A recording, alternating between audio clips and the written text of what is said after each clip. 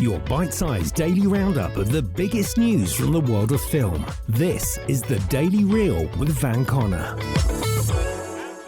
Good morning, it's Thursday the 20th of May. Birthday to Scream alum and Die-Hard villain Timothy Olyphant, rising British star Josh O'Connor, fast becoming the man you want helming a Stephen King adaptation Mike Flanagan, and Cher turned 75 today. Today's the day Midnight in Paris and Pirates of the Caribbean On Stranger Tides opened in 2011, The Nice Guys and Neighbours 2 Sorority Rising came out in 2016, and it's the day all of this was going on. Batgirl has found her directors, with Bad Boys for Life helmers Adil Al-Arbi and Bilal Fallah having signed on to helm the DC Comics adaptation. The pair are no stranger to superheroes, having recently acted as co-showrunners on Disney Plus's recently wrapped Ms. Marvel series and directing its premiere and finale.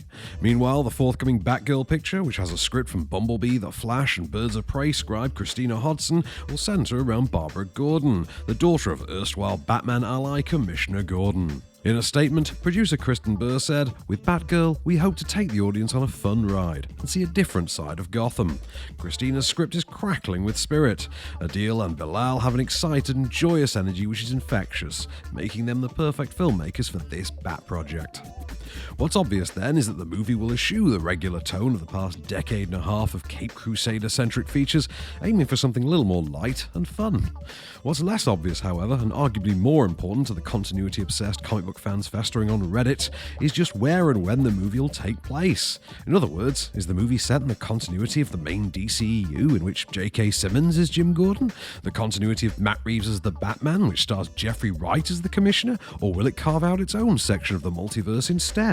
Expect that to become much clearer as we start getting casting updates. But for now, the wheels of the Bat cycle are very much in motion on Batgirl, with production expected to start by the end of the year.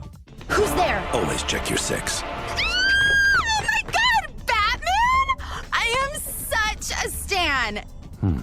I'm wearing your logo. Iconic Seinfeld comedian Julia Louis-Dreyfus is set to star in A24's Tuesday. A24 have become one of the biggest names in film production over the past few years, as the studio behind such awards darlings as Moonlight, Hereditary, The Lighthouse, Lady Bird, Uncut Gems, and most recently, the Oscar-winning Minari. The exact narrative of Tuesday is presently a secret, but the film's been vaguely referred to as a mother-daughter fairy tale. Lola Pettigrew, an up-and-coming young Irish actor, has signed on to play Dreyfus's daughter in the flick, which is named Tuesday after her character. A24 will jointly produce the feature with BBC Films, which will also be director Diana Opusik's theatrical debut. Julia Louis-Dreyfus, who recently joined the Marvel Cinematic Universe with Disney Plus's The Falcon and the Winter Soldier, can next be seen reprising her role as the Contessa in the studio's Black Widow, in cinemas and on Disney Plus Premier Access on July 9th. While no schedule for Tuesday has been announced as yet. Valentina Allegra de Fontaine. Actually, it's Contessa Valentina Allegra de Fontaine. I know it's hard, but I don't like to repeat myself, so you can just call me Val. But don't call me Val, just keep it in your head. And finally, like the heat of its titular snack, Flamin Hot's controversies just keep lingering. If you've not heard yet, Desperate Housewives star Eva Longoria is poised to start production shortly on Flamin Hot, a biopic of Richard Montañez, the Mexican janitor at the Frito-Lay company who pitched and created Flamin Hot Cheetos. The plot thickened earlier this week when Frito-Lay executives dismissed Montañez's story as an urban legend, saying he had nothing to do with the food's development and attributing the snack's creation to a Texan executive. Montañez, for his part, has been quite classy about the company's spicy attitude, telling reporters, "All I can tell you is what I did. All I have is my history, what I did in my kitchen." But the movie's seasoned screenwriter, October Sky penman Lewis Collick, has gone to bat for Montañez in a slightly unhelpful way, saying, "I think enough of the story is true. The heart and soul and spirit of the story is true.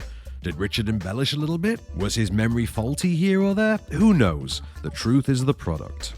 That's not the greatest defense, admittedly, but in a crunchier update, Collick also mentioned that the film's creators had been invited to the factory where Montañez worked, where the managerial staff sang a different tune. They laid out the red carpet for us, Colic said. There was no talk of you guys are writing a movie about a guy who had nothing to do with Flamin Hot Cheetos. Apparently, it's now down to the studio and Longoria as to whether or not the film's story will be changed or altered to mention or combat Frito-Lay's position, and Longoria herself has declined to comment. Flamin Hot is currently awaiting a release date. We're through the looking glass here, people. On streaming today, you can see the documentary Hating Peter Tatchell and Kevin Smith's Jay and Silent Bob reboot on Netflix. Over on Shudder, meanwhile, there's PG Psycho Gorman, Mubi are offering up Matthew Barney's Redoubt, and the film Netflix famously refused to buy from Sony after disastrous test screenings, Will Ferrell and John C. Reilly's comedy Holmes & Watson is new on Amazon Prime. BBC 4 are showing Tea with Mussolini tonight, alongside other cinematic offerings on Freeview that include The Blues Brothers on ITV4, The Mountain Between Us on 4/7, there's To Hell and Back, The Huntsman Winter's War, Taken 3 in Paris, Texas on Film 4. Sony Movies are showing Burlesque, Joe and The Trust, and on the Horror Channel there's The Devil's Candy and Wolf Creek 2. While the Sky Cinema and Now premiere today is the teen horror chiller The Sinners.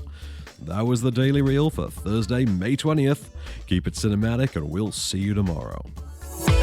The Daily Reel is a Candystore production, presented by Van Connor and written by Calvin Prickett. All information is correct at the time of writing, and source links are in the description for each episode. Don't forget to rate, review, and subscribe on all good podcast platforms, or ask Alexa to install the Daily Reel skill for your morning flash briefing. Follow the show on social at Daily Reel Pod, and we'll be back every weekday. Until then, keep it cinematic.